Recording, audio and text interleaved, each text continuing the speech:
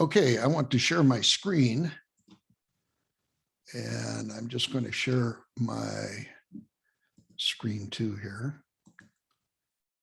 and talk about, I guess you can tell what I've been watching, huh? In fact, I just wrote an article about this. This is very interesting. I don't know if you saw this. Anybody been following the Rittenhouse trial at all? A little bit? Okay, well, they were arguing about images, and the defense was arguing that when you pinched and zoomed on a cell phone, that it could change the pixels. And the prosecution said, no, you don't change the pixels at all. And the defense said, well, you know what? Apple on their cell phone uses logarithms and AI. And the court reporter says, it uses what? He said, logarithms. Now, what did he mean there? Go ahead, Matthew. He meant to say algorithms, but he says, yes, the cell phones use logarithms. And then when the defense was talking, he says, yes, and when you get an image, every pixel, he misinterpreted pickle as pixel, but he corrected himself immediately.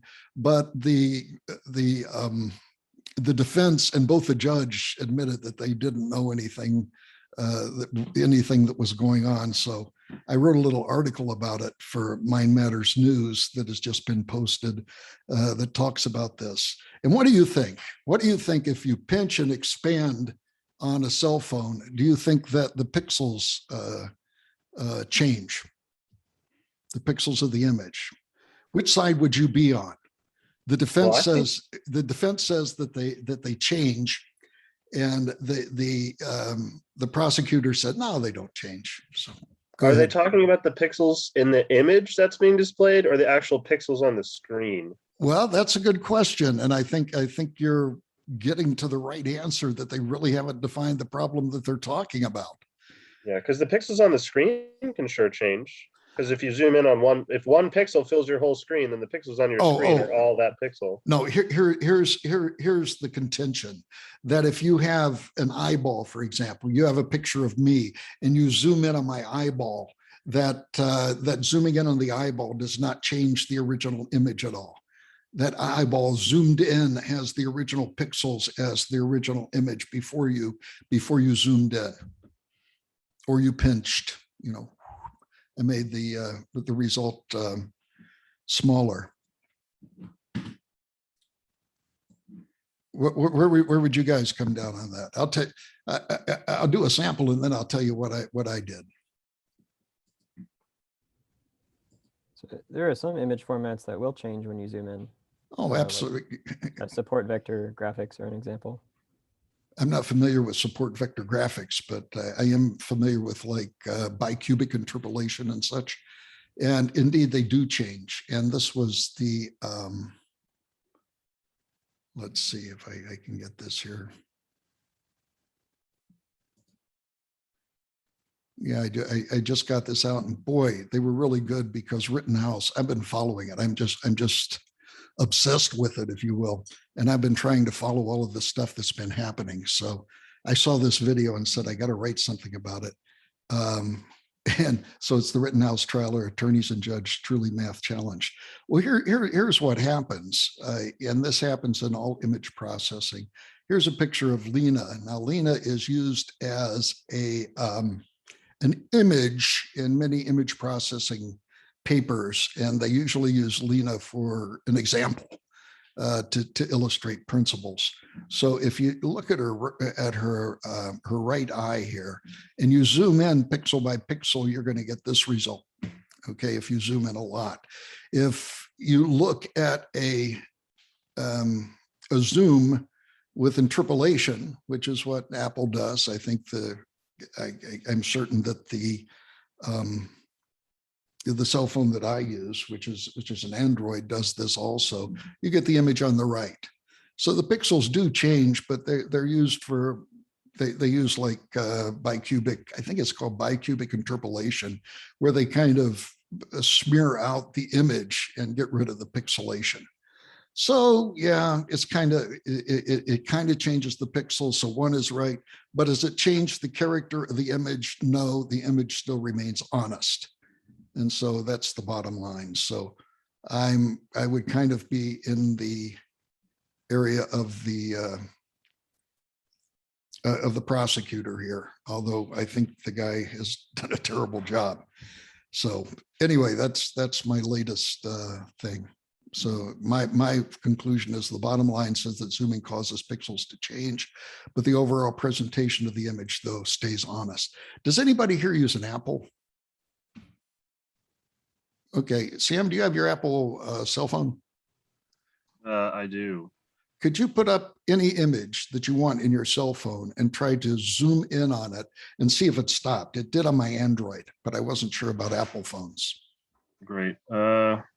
Yes, it does stop you.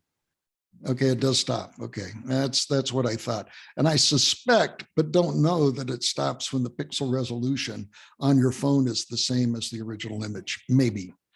I don't know. Yeah, maybe. Okay, let's go to the spreadsheet, which hopefully you're all following here. I'm hoping that you all watch Science in Action with Bernie Woodrow. Did you guys watch that? What were your impressions of Bernie Woodrow in Science in Action?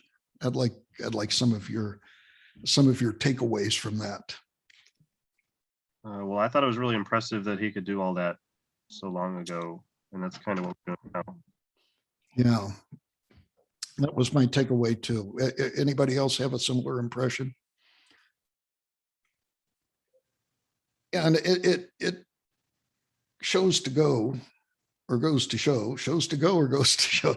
It shows that indeed some of these principles are old. And in fact, Woodrow's original Woodrow-Hoff algorithm, which he used to train Adeline, was the grandfather of error back propagation. It was a steepest descent sort of algorithm. And so, yeah, he was really a pioneer. And in that, he was able to do things like predict the weather. He was able to, what else did he do? He played blackjack, which I thought was kind of interesting. The casino game of 21, and reached the theoretical limit. He forecast the weather and beat the local weather department. And did anybody see how he changed the neural network interconnects? I thought this was ingenious too, given the time, which was, I believe, around 1960 when this was done. If you think about that, that's how many years ago? 40, 50, 60 years ago, right? Do you remember how he changed the weights of his neural network? Well, he had several different models, but if you're talking about the very first model, he would change the voltages on a galvanic cell so that Right. more plating would be applied or less. Yeah, this is, let's see if I have them here. When I was a kid, this was the big rage. Parents would take their kids' baby shoes and they would have them bronzed. My parents did that and put them in bookends. And yes, this is my shoe when I was a baby.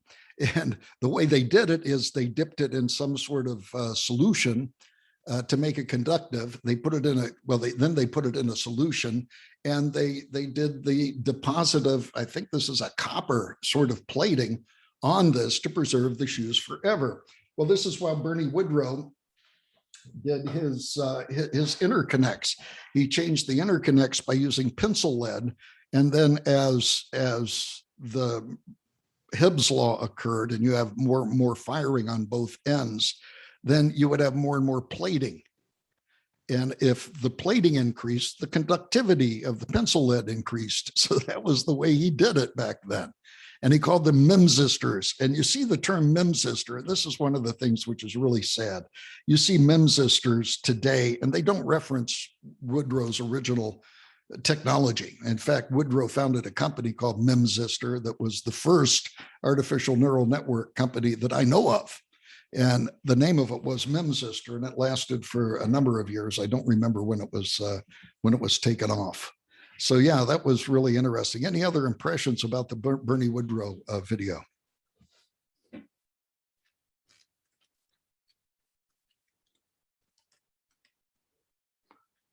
I was impressed by how great of lengths he took to make it accessible to the layman. Like he dumbed everything down a lot, and not to the point where he lost the content, but he just made it super simple and was able to explain it really easily, which I was impressed by. You know, Einstein, I don't know if I mentioned this in here, but Einstein is credited with saying, explain things as simple as possible, but no simpler. Have you ever heard that phrase before? Einstein's actual initial phrase was, when you come up with something very, very complicated, it's important to dictate this in the simplest of ways and to take out all of the superfluous knowledge and then present it in a compact, understandable way. So in other words, the irony is that that original statement by Einstein was terribly convoluted, and people took it and said, well, what he meant was explain things as simple as possible, but no simpler. And the irony is that if you look back to the original statement, it's kind of self-refuting in a way. So yeah, Woodrow was very, very good to do that. Very, very good at that. So, okay, what about the Paul Werbos interview? Anybody listen to that? Now, Paul Werbos is the guy in his Harvard thesis, I believe 1975, that invented error backpropagation. And if you listen to this interview, you would see that I believe, and Paul Werbos believes, that error backpropagation is probably in the top 10 computer algorithms that are used daily, at least the ones that are taught like in electrical engineering. There might be some in computer science that are more subtle, that are used more often, but I'm thinking of things such as image compression, doing zip files, Fourier transforms, the fast Fourier transform, the fast cosine transform, which is used in JPEG images, those sort of things. And I would say that probably error backpropagation is used, in astonishingly well. I wonder if anybody who listened to that podcast. Okay, so any takeaways from the interview? What were your thoughts about Dr. Werbos?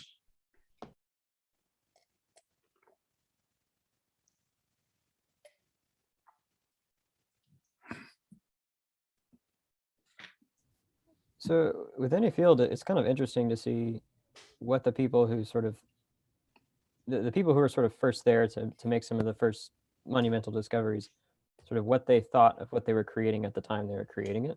Yeah. Because like most often in these kinds of new and emerging fields, you have sort of the pioneers who discover all these interesting things. And, there are some things that they sort of see all this potential in, and then other things that they completely miss that, nowadays we kind of look back and we think, well, that's completely obvious, and it really isn't. That's true. That's true. Like Woodrow's algorithm could only do linear classification. And I don't think he appreciated that until it was brought out by Minsky and Papert later, that was a big limitation on the sort of stuff that Woodrow did. So yeah, that's a good point. Can you think of anything that Paul Werbos talked about that he might have been a little bit naive initially?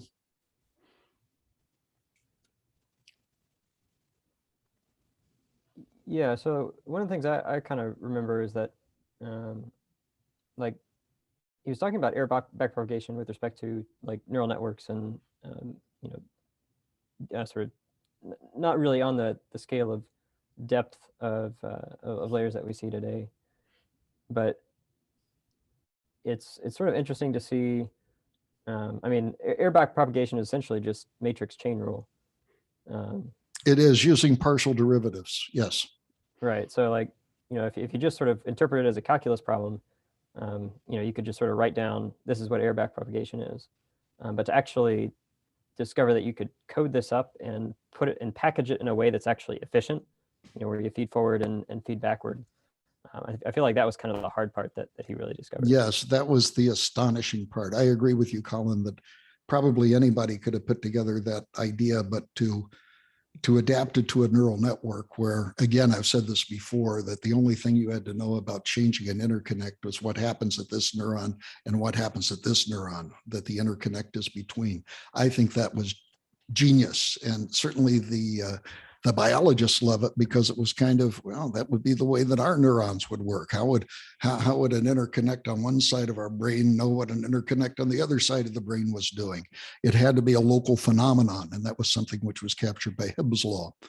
So yeah, Paul Werbos was able to demonstrate that, and because of that simplicity, it's ubiquitous today. I don't know what some of the things that impressed me is the people that he rubbed. What do you rub together when you go rubbed heads with? Is that the right terminology?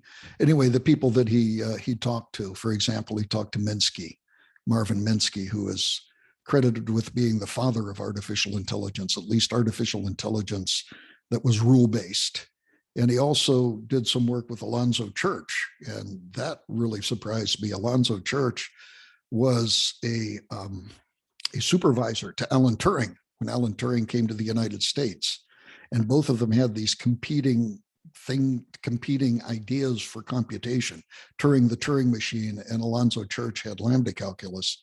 And they said, well, which one is better? And then they eventually figured out that both could do exactly the same thing. This gave birth to the Church-Turing thesis that every computer could be done using Turing's original machine, or indeed Church's initial lambda calculus. So that was a big deal. But the fact that Werbos studied with these giants and kind of talked to them was kind of amazing. He was probably a young punk, kind of going around bothering these really elite professors. But that was nice. That was nice.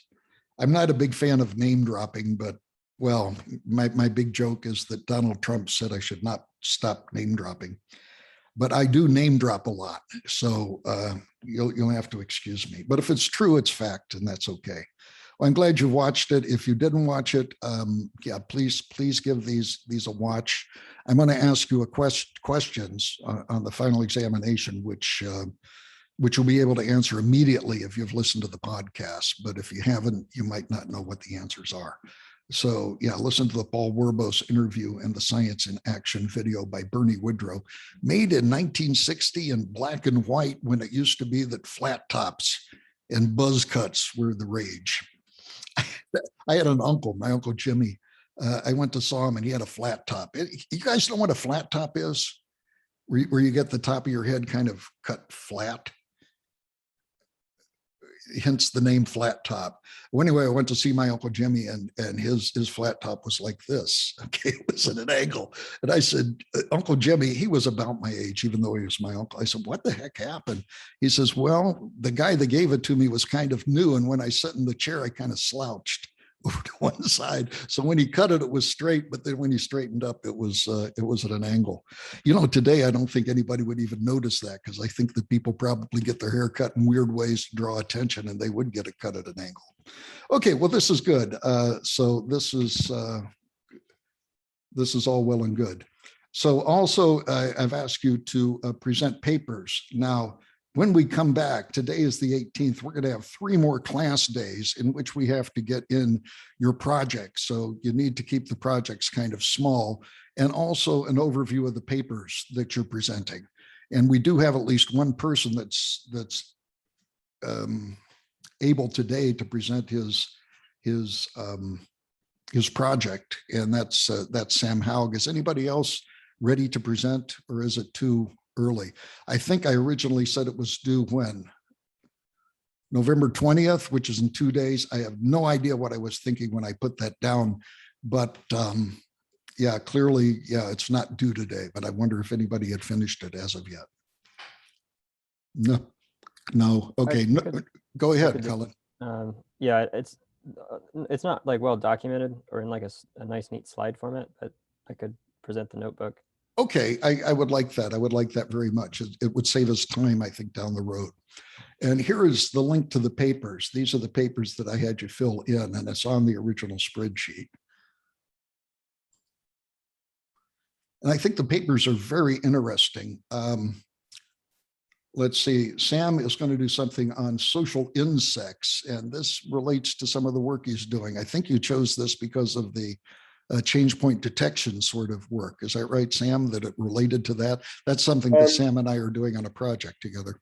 It wasn't super linked to that. Not really. I just thought it was interesting. Okay. Yeah, the way that there's a new book, by the way, out, and it was just released November 1st. It's called Animal Algorithms. Animal Algorithms. It's available on Amazon.com. And Animal Algorithms is about the algorithms that insects and people and everybody else are, and every other animal are born with. We are born with algorithms in our head. The most astonishing one I've ever heard of is the Monarch Butterfly, which takes 3 generations to get to from North America to South America. So it flies a little bit, everybody dies, they give birth to new babies, and they fly the next leg and they die and they give birth to babies, and then they fly the third length. How can that happen? Where does that come from? Where does that algorithm come from? And in animal algorithms, it goes through a lot of the interesting stuff that animals do. And they navigate by principles that we use quite a bit. One is magnetic reckoning. I learned, for example, that if you take a homing pigeon and you put a little magnet around its neck, that it won't be able to find its way home because it steers by magnetic north. And so, and they use all sorts of things. Even when the clouds are covered, they can navigate by light polarization. They navigate by stars in the sky, celestial, just like the old seafaring people do. So yeah, it's kind of amazing. So the animals are really cool, and I really think that there's a lot of stuff we can still learn from insects and animals that we can apply to engineering. And animal algorithms are like that, and we're born with algorithms. A baby is born and all of a sudden it is pre-wired to recognize faces. It knows immediately when it's born to go to the breast to eat. And these are inbred algorithms. And so where do these algorithms come from? And this is the story of Animal Algorithms, the new book, which has just come out. Okay, let's see. We have Colin is going to do every model learned by gradient descent is approximately a kernel machine. That's going to be funny. This is kind of getting back to the idea of the Church-Turing thesis. And this was one of my hypotheses a long time ago. If you have a problem, a search problem, then if you apply algorithm A and algorithm B and you have domain expertise and you can and you can apply it pretty well, the both of them are going to generate about the same results. One might take longer or shorter, but they're going to generate basically the same results. And just like Church and Turing showed that lambda calculus and the Turing machine were kind of algorithmically equivalent, maybe it is that the steepest descent sort of algorithms, that would include error back propagation, are akin to kernel machines, which is something that we didn't cover. Does Dr. Rivas cover kernel machines at all? Anybody taking his classes? No. Okay, he doesn't cover kernel machine. This is the thing. AI comes in and whoa, everybody gets excited. Remember the hype curve? Everybody gets excited, and then it kind of goes down, and then it reaches an asymptote of reality. And kernel machines were in vogue for such a long time. I've published on kernel machines. In fact, one of my best reference papers is kernel machines applied to a problem in power engineering. But as time goes on, it kind of goes down. I'm seeing this now with deep convolution neural networks. I think that they have reached the hype, and some of the negative aspects of deep convolutional neural networks are being exposed. Another one is GANs. GANs, generative adversarial neural networks, are really, really hot now. It's going to be interesting to see where they are in 10 years. Are they going to go the way of the kernel machine or the kernel classifier? I don't know. I do know that when geez, when it was back in the 90s or something, there was a guy named John Hopfield from Cornell who went around hyping his neural network. He was almost evangelical about it. And he's the one that really stirred up my interest initially in neural networks. But it turns out that Hopfield's neural network was shown to be basically worthless. And nobody writes about the Hopfield neural network anymore, even though there were a lot of papers by people, including myself, that addressed the Hopfield sort of neural network. And that's one of the great things about research is you get to go in and you get to vet these ideas. You get to apply them. The ultimate test of any technology, including AI, is its reduction to practice. And for example, the Hopfield neural network, to my mind, has never been reduced to practice in any successful way. So it was a really big hype, then a big depth, and its asymptote of reality is actually negative. So that's what Colin's going to talk about. Ming Kung is going to talk about adversarial distribution training for robust deep learning. Okay, I clicked on this and it went to the page here. And this is a paper about adversarial training. We talked about the GAN already. And adversarial training is when you have one neural network or one AI fighting with another AI, and they're adversaries to each other. And iron sharpens iron, and they become a lot better when they come out. So that's going to be fun to listen to also. We're going to see Trevor. Now, Trevor, one of the problems you have here is that your PDF doesn't direct here. I suspect what you had is some special link that went to the Baylor page, but your link right now for me goes here. So okay, I can try and download it and email it to you. Yeah, I would appreciate that. And also email it to the class if you would. Okay. And you should have my emails to the class and you can just go a reply all on. Okay. Sounds good. So that would be good. Okay. Innocent is, now this is interesting. And by the way, Innocent, you taught me something here. Let me see if I can, and this is a artificial general intelligence. And as you know, I'm not a believer in artificial general intelligence. And this is from the Journal of Artificial General Intelligence. And I don't know who publishes them. Has anybody heard of this journal or anything about it? Okay, Journal of Artificial General Intelligence. I don't know the degree of prestige that it has, but it might be, okay, I was going to look and see if it was by someplace like Springer or one of those other publishing houses. But he's going to go over artificial general intelligence concepts, state of the art, and future prospects. The conference that I went to last week had a number of people talking about artificial general intelligence. In fact, the kickoff talk, the keynote talk by Peter Thiel, who is the founder of PayPal, and he was in the movie. What was the movie? The Social Network, talking about Mark Zuckerberg's founding of Facebook. He's the one that gave him $100,000, I think, in angel money. And that $100,000 or whatever it was blossomed into millions. And he's a billionaire right now, a really good entrepreneurial philosopher. And if you want a good book, From Zero to One is a book that he wrote. And George Gilder, who I respect as a economic guru, says it's the best business book that he's ever read. But anyway, Peter Thiel talked about it. There was a guy named Kai-Fu Lee, who used to be the head of,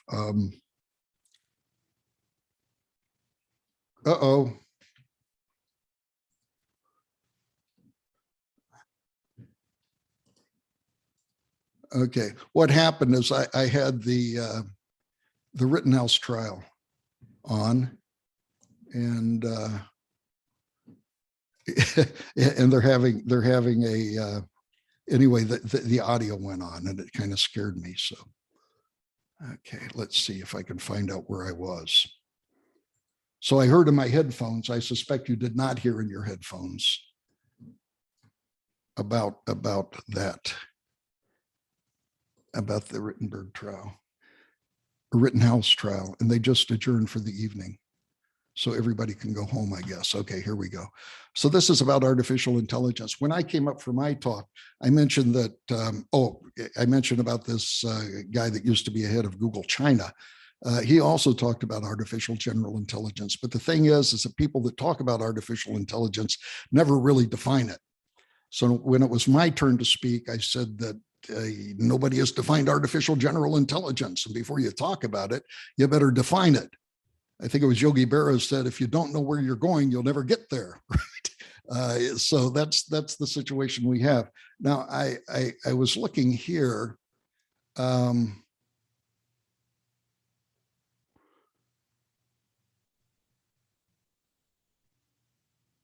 and this is going to be interesting, Innocent, when you give this paper. It basically says that there is no agreement exactly what artificial general intelligence is. So that always gives me pause, because how do you know that you're making headway if you can't define what you want to? I would always say that you had artificial general intelligence if it could do something, for example, that was creative. In other words, pass the so-called Lovelace test that we talked about, and nothing has done that as of yet. Okay, so the Innocent, that's going to be really good. And I'd like you to really address the case of what the definition of AGI is that they use, and the fact that there's a whole journal now supposedly representative of AGI. And I suspect, this is my prophecy, okay, and I'm willing to bet money on it, that as time goes on, they will tune down the definition of AGI. They're going to tune it down into something which is much more manageable, as opposed to the grandiose claims which are made that AGI is going to do things which a human could do. When it was my turn, I defined AGI. I says AGI, artificial general intelligence, has the goal of replicating and duplicating all of the characteristics of a human. And so that was my definition of the one that I worked from. And it'll be interesting to see from Innocent's presentation what he talks about. Okay, let's see. And then Matthew is going to talk about R2D2, right? No, not R2D2, but R2N2, 3D R2N2, a unifying approach for single and multi-view 3D object recognition. And this will be interesting. I didn't get a chance to dig into this. Usually, how do you guys read an article? How do you peruse it? You don't read the whole thing. You don't start and stop. I don't know about you. I read the title if that interests me, and the title has to be clickbait now. You have to read the title, and then you maybe read the abstract, and then kind of look at pictures and things of that sort. And I think that is the best way to give you an overview. And then you decide whether it's worth digging into or not digging into. So I have not perused this as of yet. So this looks to be interesting. So anyway, all of these are linked at this on our sheet here. Okay. So with that, I will stop sharing. And I will ask Sam to give the overview of his project. First of all, did you use TensorFlow, or did you use yes, PyTorch? I talk about my decisions in the beginning of my presentation, but I did choose TensorFlow, and the medium for it I used Google Colab. Okay, I will do the share screen now, and you're on. Okay.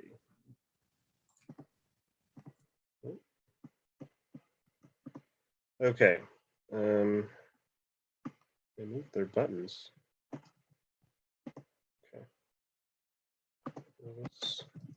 Okay. Can you guys see my screen? Great. Okay, so this is my project 4. So a few overview choices here. The medium I used for my IDE was Google Colab, using Google's GPU. I decided to use TensorFlow. I just kind of flipped a coin between the two. I decided to do an autoencoder, and for data selection, I used Kaggle as my data source. So firstly, for deep convolutional neural networks, it's mostly image stuff. So I decided to look for large image data sets on Kaggle.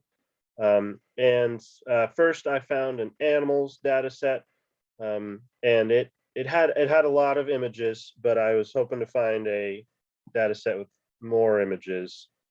And so I ended up also finding a data set for X-rays. Okay. Oh, sorry. First, a disclaimer. My primary language is not Python. I'm kind of new to programming, so this just figuring out how to use Google Colab and how to do things in general kind of took a bit of time, but we did figure it out. Okay, so a little bit on pre-processing. Many of the images were RGB, which is fine, but for the auto encoders that I used, I tried to reduce the dimensionality of the inputs as much as possible because I didn't have a super large number of images. I only had maybe 5,000 or 6,000 images, which for low resolution is fine, but for the high resolution that they had, it would need. So I decided to reduce them to grayscale. I also averaged clusters of pixels to reduce the resolution, to also reduce the dimensionality so that it could be fed into the autoencoder. Not all the images were the same size. They were a very diverse size ratio and stuff for the images. So there was a little bit of compromising there. Because to get the number of images that I wanted, I kind of had to crop out the edges of the images. So it's there for pre-processing. So here, the first data set was the animal data set. So I did several things to pre-process that I mentioned. So here's a sample image of a cat. This is uncropped in its normal RGB form at full resolution. Then I cropped it. I did investigate a little bit about cropping it less, but the amount of images that I would lose was pretty large. So the cropping was pretty large. So then I converted it to grayscale, and then I lumped together a lot of the pixels. So there would be lower dimensionality in the inputs. And then the actual training of the autoencoder was relatively simple.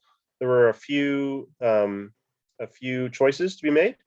So there were the input layer dimensions, and so this would be the number of the dimensions of the reduced dimensionality image. So in this grayscale image down here in the bottom, the number of pixels by the number of pixels. Those would be all the inputs, and then you had to decide the latent space dimensions, which I believe for this I had a latent space of 1/5 of the original size.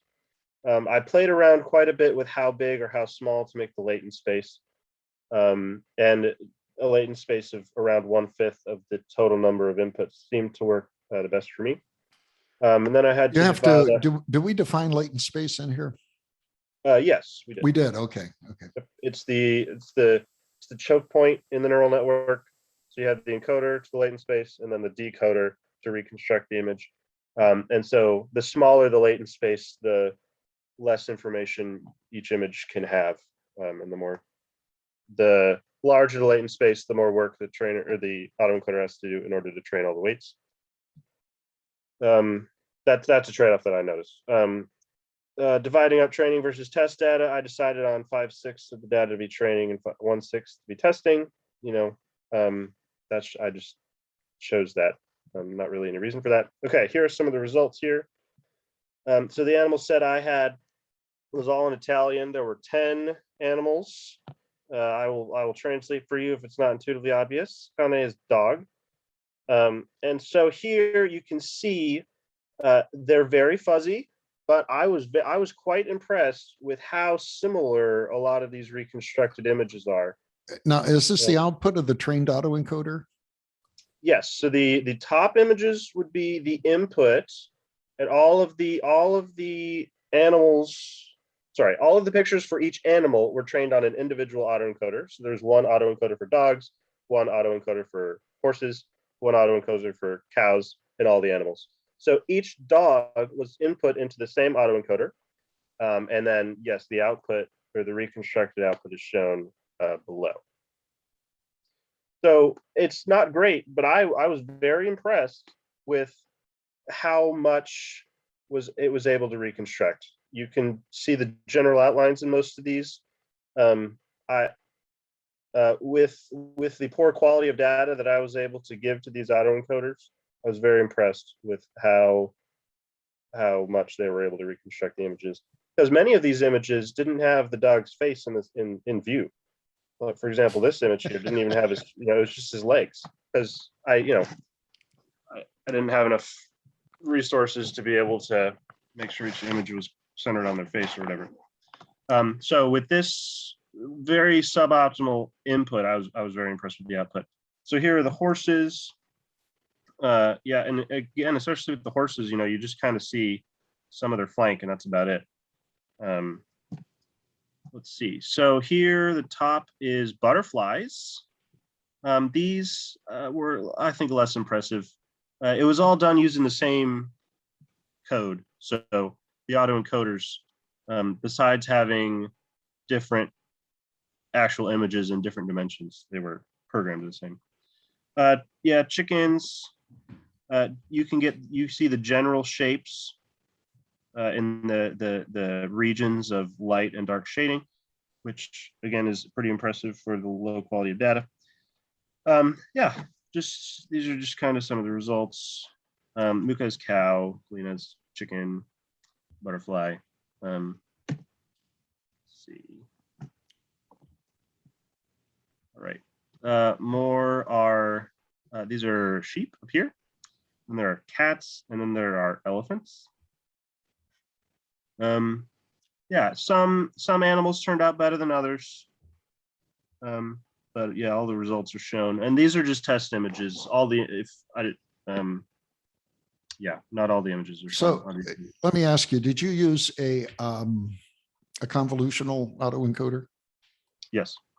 And how much data was used to train each encoder? Now, each one of these is from a different encoder, right? Yes, each animal got its own autoencoder, yes. And how much data was used? Because Yep. autoencoders require a lot of data. Right, very true. So the largest, these two data sets were the largest I was able to find on Kaggle that had semi-consistent enough content.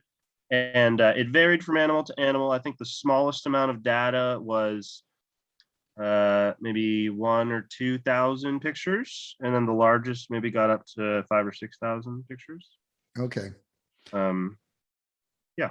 Did you find that the more data that you had, the better the results, roughly? I did find that. One thing I noticed is just statistically,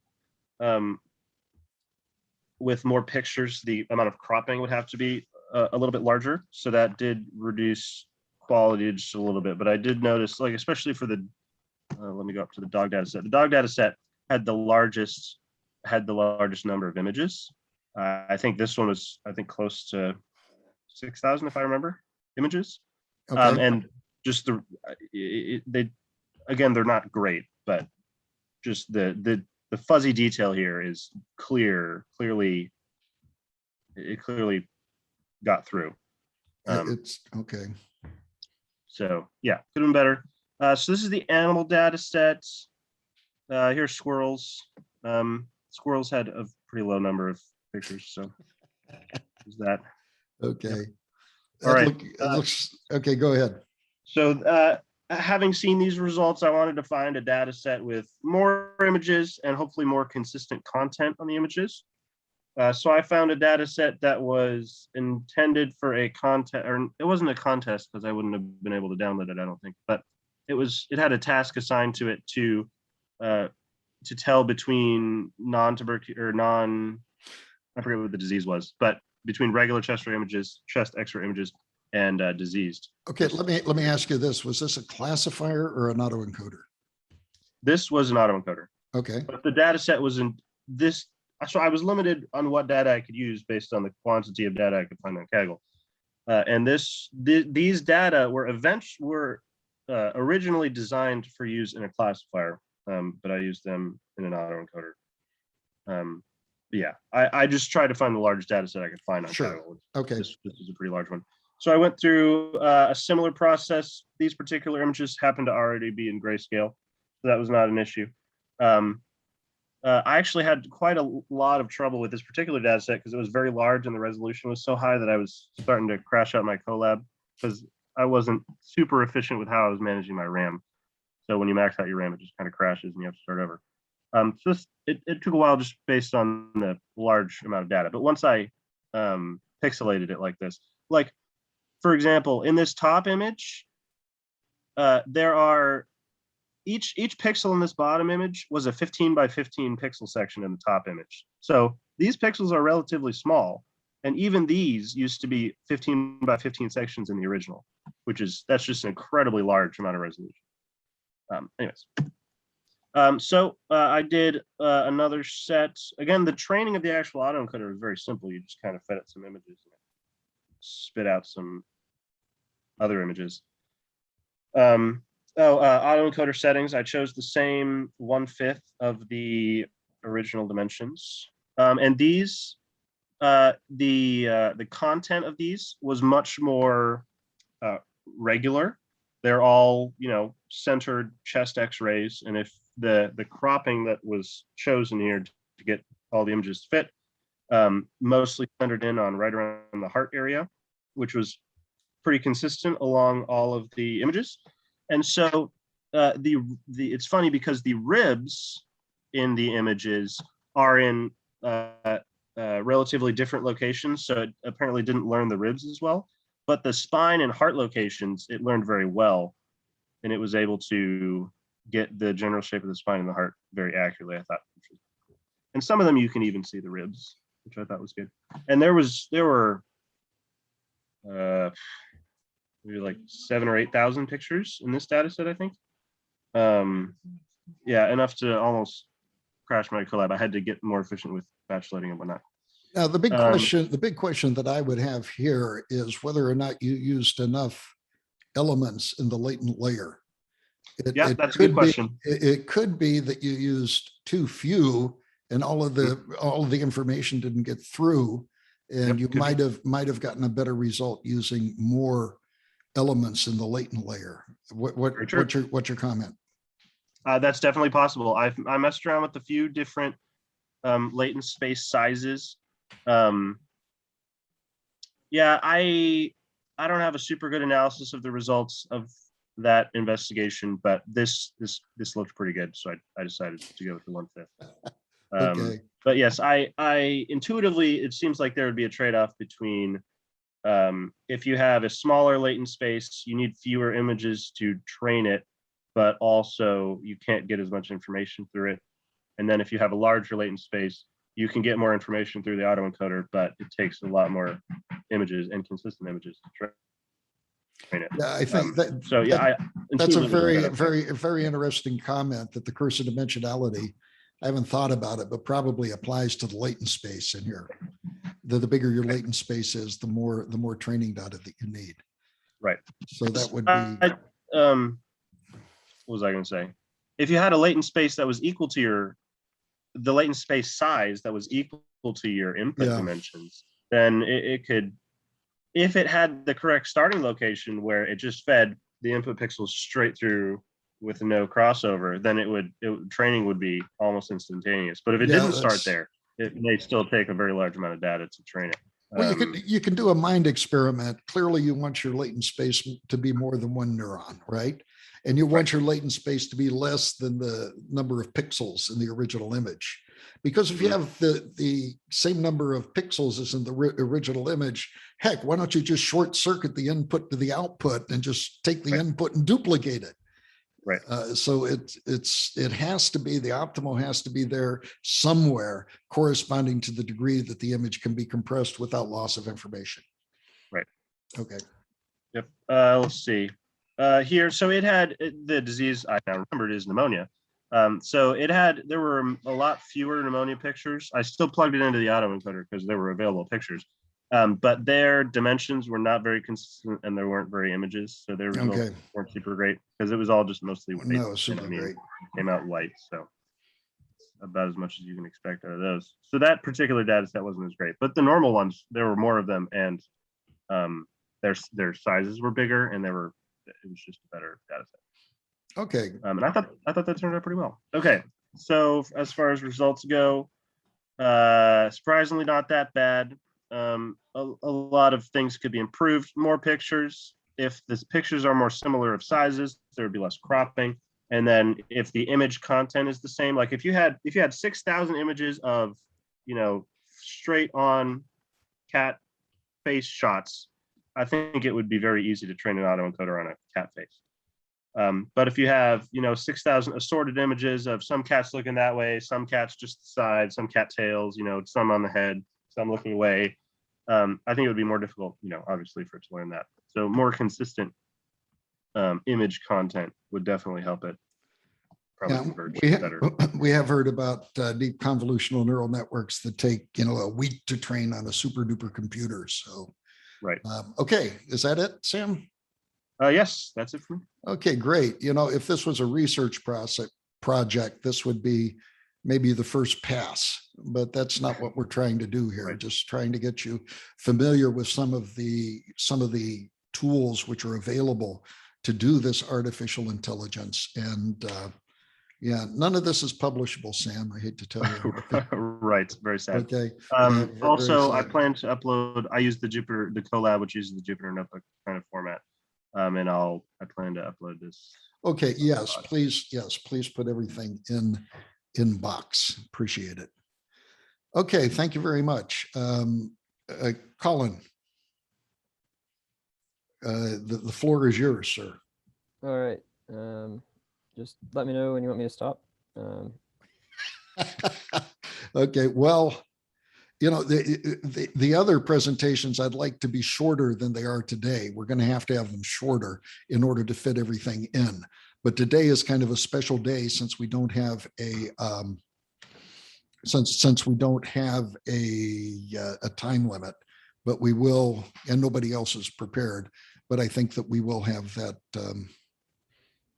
that time limit the next time we get together. Okay, go ahead. Oh, you're into cats too. Good. Okay, take it away. Not necessarily. We'll see in a second what we're doing. But one of the things that I've always kind of been wanting to learn is applications of machine learning to quantum computing. There's kind of this up and coming field of quantum machine learning where people are trying to find any and all possible ways that quantum computing can improve machine learning. And unfortunately, as in general, it's not really going anywhere at the moment as a field, but it's interesting to play around with. So one of the things that I wanted to play around with was using quantum convolutional autoencoders to do things like produce optimal error correcting codes, which we'll talk about in a moment. So the paper that kind of inspired this was kind of an interesting paper. If you're into quantum computing, it's a really relatively easy, straightforward read, a really well written paper. And the general idea of sort of a quantum autoencoder or convolutional neural network is as follows. So traditionally, you have some input image, and you basically apply some convolutional filter to that image or correlational filter, depending on how you view it. And then the outputs of those filters are pooled either at the per pixel level or the per channel level. And you essentially repeat that process until you come out with some kind of decision as to, maybe the image is a cat or a dog, or, maybe you're passing that into a decoder to do an autoencoder. Anyways, we can actually kind of do the same thing with quantum computing. Now, I'm going to try to give as high level of an overview as possible without diving into sort of the details of what quantum computing is. But here's sort of what I focused on. If you have some quantum state, so this could be, classical information like ones and zeros, or it could be quantum information, which is a superposition of ones and zeros. We can actually apply deconvolutional and convolutional layers to produce something that looks like an autoencoder, except two things that are sort of, or I guess three things that are important to keep in mind in general when you're working with quantum information is, first of all, that all quantum informations have to be reversible. Second, quantum information can't be destroyed. And third, quantum information can't be copied or created out of nothing. So what this means is that if we want to perform convolutional layers, we have to sort of input dummy bits that are set to a particular canonical value of 0. So one of the things that this paper talked about is that these sort of local convolutional quantum operations are essentially can be viewed as almost error correcting codes. So if we take some initial quantum state, that state gets entangled with these other two qubits, and then those states get further entangled with other qubits. Then we apply some operation. Typically, this is like transmitting a quantum information over a noisy channel, or maybe this is actually some computation that approximates the identity operation. Then we can actually apply the inverse operation. So this is what's neat about quantum computing, is that you can uncompute your convolutional layers, whereas in a traditional autoencoder, you can't. So to do this, I used Tensorflow Quantum, which is sort of a new API that's being developed at Google to basically simulate quantum computers on GPUs using TensorFlow's API. You can also do machine learning with it, which is kind of what I was playing around with. So what I did was attempt to sort of recreate this autoencoder that would basically take a single quantum bit. For concreteness, I just use a classical bit, a 1 or a 0. And I basically split that across 8 different channels. So that single quantum bit was entangled across 8 channels. Then it was transmitted over something that would induce noise. Maybe this is like physically transmitting a message to your friend. And then that entangled message was uncomputed to attain the desired result. So unlike traditional autoencoders, these are sort of autoencoders that are fatter in the middle as opposed to skinnier in the middle. So to generate data, I basically constructed quantum circuits using a package called Circ. This is Google's quantum circuit package. I wasn't really familiar with it. I've used another one called Qiskit, so it was interesting to get to play with that a little bit. But here's sort of a rundown of what quantum circuits actually look like. Quantum circuits are all unitary operations. If you don't know what a unitary matrix is, it's basically a matrix that has determinant 1. So it's invertible, and it has sort of unitary columns or unit columns. And any sort of unitary operation on a single qubit can be represented as powers of sort of these three matrices. Sometimes these are called the Pauli matrices. And we can kind of represent those unitary operations as kind of like a circuit, where we have some initial state that's passed in, and then going from left to right, we apply this X matrix raised to some power, then the Y matrix raised to some power, and then the Z matrix raised to some power.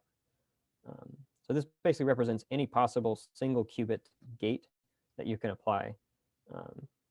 We can do the same thing with 2 qubits. We can represent arbitrary 2 qubit gates like this. And we can even like invert those gates. So by simply applying all of these operations in reverse using the negative powers. And we can also apply pooling operations by simply, this right here is what's called a conditional knot. I won't go into details, but essentially this is sort of an important factor that's used in, or an important gate that's used in quantum error correcting codes. Is the inverse of a unitary operation also unitary? Is the, what do you mean the universe of a unitary operation? Well, the matrices that you had on the top, the ones with the determinant of 1. Dr. Marks, did you say the inverse? Yeah, I think that's what you were talking about. Isn't that right, Colin? Yeah, inverses, yeah, so determinants are invariant under, well, under inverses, the determinant flips. Okay, so if the determinant is 1, then the inverse has a determinant of 1. Right. Okay. Yeah, the math can be a little bit intimidating, but essentially what I did here is I basically used these arbitrary 1 qubit operation and 2 qubit operations and these pooling transformations to basically construct an autoencoder that will produce some error correcting code. So it'll take a single quantum bit, it'll distribute it over 8 qubits. So maybe if a few of those qubits get messed up in transmission, it can reconstruct the correct signal. And so in order to sort of define this black box N, I generated some circuits that would induce random noise. So,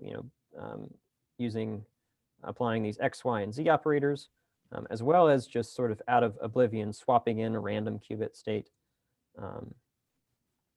So in order to sort of take these, the autoencoder and the noise circuit and put it all together. I use sort of the Keras TensorFlow API. So here I just kind of construct the autoencoder quantum circuit, and then I construct my quantum convolutional autoencoder. So TensorFlow gives us this nice layer wrapper called PQC. It's a parameterized quantum circuit that I can basically pass that quantum circuit into, and it'll basically simulate that as sort of a layer in a machine learning model, which is kind of neat. So overall, this 8-qubit, or this sort of 1-qubit to 8-qubit encoder has a total of 63 real valued parameters. And so we can basically train this using just stochastic gradient descent, as we do normally, using just a, here I used a mean squared error metric to basically try to reconstitute the attained quantum state. Is the gradient descent done in the quantum world? Yeah, so that's a good question. So all unitary operations are fundamentally linear, but in order to actually get a result out of your quantum computation, you have to measure it, which is a nonlinear operation. So that's sort of where that sort of nonlinear component comes into the machine learning. That comes from measuring the state. That's the kind of squashing function, right? Yeah, it's not really a squashing something function. It's more like when you measure a really complicated unitary state, it's has a profile like a wave function. So it's periodic. So yeah, it doesn't quite have that nice sigmoid profile where it tapers out. It's a lot more noisy and chaotic than we'd like it to be. But it's nonlinear. I think that's the most important thing, right? Right, that's the most important part. Okay. Now, one thing about quantum states is they get exponentially large as they get entangled with each other. So unfortunately, it's really difficult to simulate large quantum systems. So this only used up to 8 qubits, which meant the largest possible quantum state is 2 to the 8 by 2 to the 8. So it's like a 256 by 256 matrix, which in this case isn't too bad to compute. So over time, through using just error back propagation, we got convergence of our training and validation set. So we basically passed in a random quantum state. We then encoded that, and then we applied noise and then decoded it using the inverse of our encoder. And then we attempted to compare the differences between the original and reconstituted quantum state. So here's kind of more of a concrete example where maybe we can pass in a message. Does anybody have a message they want to use? I do, but I'm not allowed to say. I do, but I can't say it. Oh, okay. Go Bears, maybe something like that. All right. So this is, I've already trained the autoencoder here, so this will just take a message, go Bears. Maybe we can make it longer, sick 'em Bears. So yeah, this just sort of shows that this is just a binary representation, and then what a perfect decoded message would look like. So here it just converts everything to capitals, just so we don't end up making it really long. And then, let's see, it might take a bit to generate these samples, we'll see. But what it's doing is essentially taking the bits of this message, and it's converting them into a quantum state and then sending it over this noisy channel and then reconstituting it. So here you kind of see 3 different experiments that show this is a transmission over a perfect channel, so there's no noise, and we can see that we successfully computed and uncomputed that quantum entanglement across 8 bits. If we have a somewhat noisy channel, it looks like, oh, we have a Sackham Bears. So some of the bits got flipped, at least in that first example. But the rest of them were, we have a sick Emmy Bears as well. And if we apply sort of a completely random amount of X noise to the channel, then we notice we have a lot more mistakes in reconstituting the message. So yeah, here's just kind of a concrete example that shows sort of how our autoencoder works. So maybe this could have applications in encoding a physical message in order to transmit over a secure channel. One idea that I had with where you could go with this is you could actually append a classifier that would actually look at the auxiliary qubits that you use to encode the message, and actually look at those qubits and determine if somebody actually eavesdropped onto your transmission. That's something that you can actually detect in quantum information that you can't detect in classical information. So maybe that's something that you could use like a traditional classical neural network to do. Yeah, anyways, that's what I have so far. I know it's still in a rough state, so hopefully it wasn't too boring or too confusing. That's really fascinating stuff. Thank you, Colin. I have a few questions. One is that you said you had an inverse convolution. Inverse convolution or deconvolution is a very tricky problem in that sometimes it can't be done. It's like any inverse problem. It could be, if you go forward, there's like many to one sort of mapping, and the inverse is one to many, and you can't figure out what that many is. So how does that apply here? You said you did inverse convolution. That was curious to me. Correlation or convolution, they call it convolution, is that sliding window, right? Are you basically trying to undo that sliding window? Is that the basic idea? Yeah, so if you imagine, like, here's sort of the picture that describes this. So you have some operation U2 inverse that you apply to a state, and it's just basically applied on, you can imagine this is sort of a line of quantum bits. Yeah. You apply this to maybe the first 3 quantum bits, and then you have another sort of sliding window that you apply to each of these 3 quantum bits in sequence. So we have some set of weights here that encode this operation, and some set of weights that encode this operation, which is sort of repeated. So you can imagine sort of doing this on a larger and larger scale, and that kind of gives you those convolutions. Yeah, with the inverse convolutions, I could imagine one window that does the U1 and the other one that does the U1 inverse, but I can't imagine 2 windows that would be exact inverses of each other. Yeah. So that's kind of a constraint of quantum computing. So notice that we actually have these dummy values that we have to pass in. Yeah. So something like if you had another way of putting it is you can't have an autoencoder that's skinnier in the middle that perfectly reconstitutes the signal. So, unless for example, if your information was like purely classical, you could in theory squash that down to a quantum bit that's, you could make your autoencoder half as wide in the middle. That's something called super dense coding, which maybe this circuit could actually learn how to do if your information was classical. But yeah, in general. So you're saying that the N layer is actually bigger than the first layer, is that right? The end layer is bigger than the first layer. The N layer is bigger. I'm sorry, the middle layer, the N. I'm looking at the N as kind of the latent space, right? Right, yeah. And the input is the U2 inverse. And I think you're saying that the latent space is a bigger dimension than the input. Is that what you were saying? Yes. So it's, bigger in sort of dimension on paper, but in terms of effective dimension, it's really the same. Oh, that's interesting. This is all unitary. So it's, all it's doing is sort of, doing some orthogonal roto-reflection of the basis. Okay. Are you familiar with reservoir computing?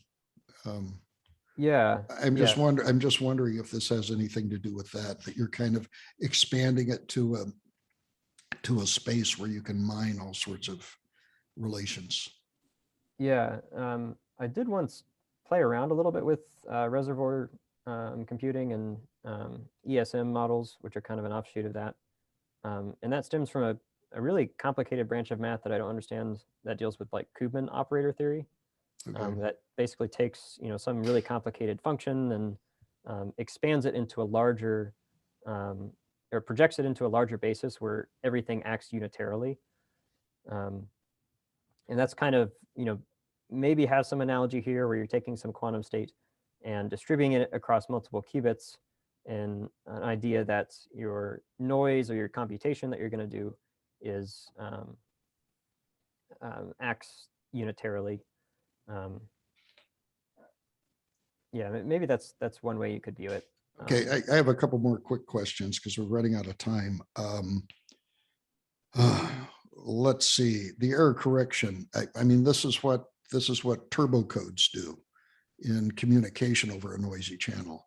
I transmit a signal over a noisy channel, I get the result, and I can decode it and correct all the errors. What is the value added here? So what do you mean by, can you clarify what you mean by what is the value added? Well, you were saying that this performed error correction from the input to the output, and all of those different let's go bears sort of operations that can be done with turbo codes, which are used in our cell phones today. And I'm just wondering, why is that a big deal? So yeah, this is actually a pretty big deal with the place where quantum computing is right now.